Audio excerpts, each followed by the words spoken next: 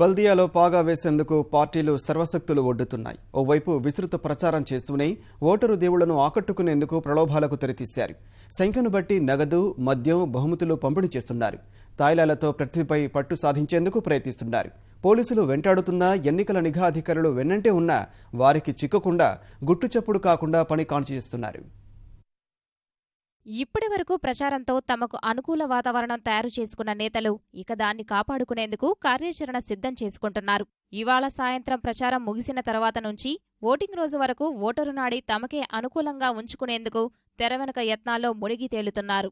ఎన్నికల కోడ్తో మద్యం అమ్మకాలపై నిషేధాన్ని ముందే ఊహించిన అభ్యర్థులు కొందరు ముందస్తుగా మద్యం నిల్వలు సిద్ధం చేసుకున్నారు.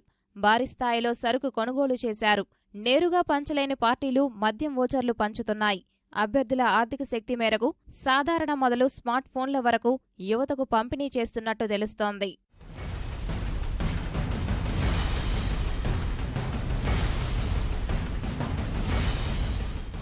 యువత కోసం ఆట వస్తువులు, క్రికెట్ కిట్లు, జిమ్ వస్తువులతో పాటు ఓట్లకు వెలకడుతూ తాయిలాలు అందించేందుకు గల్లీల వారీగా అభ్యర్థులు బాధ్యుల్ని నియమించుకున్నారు.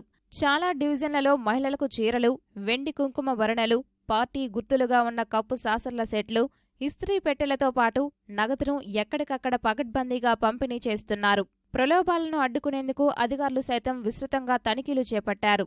పంపిణీ సిద్ధమైన నగదు, బహుమతులను అడపాదడపా పోలీసులు, ఎన్నికల అధికారులు స్వాధీనం చేసుకుంటున్నారు. ఇప్పటికే దాదాపు 4 కోట్ల రూపాయల నగదును తనిఖీల్లో జప్తు చేశారు.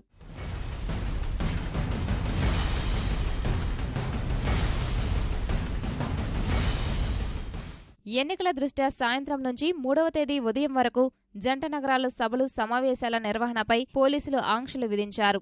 సమావేశాలు, ప్రదర్శనలతో పాటు బహిరంగ ప్రదేశాల్లో తాత్కాలిక కట్టడాలు నిషేధిస్తున్నట్లు నగర పోలీస్ కమిషనర్ మహేందర్ రెడ్డి ఆదేశాలు జారీ చేశారు. మైక్లు వాడడం గానీ, ప్రజలను ఉద్దేశించి ప్రసంగాలు చేయడం కానీ చేయరాదని స్పష్టం చేశారు. పోలింగ్ కేంద్రాలకు కిలోమీటర్ దూరం వరకు పెద్ద సంఖ్యలో జనం గుమికూడడం, ఆయుధాలతో సంచరించడం, సమావేశాలు నిర్వహించడం వంటివి చేయరాదని వివరించారు.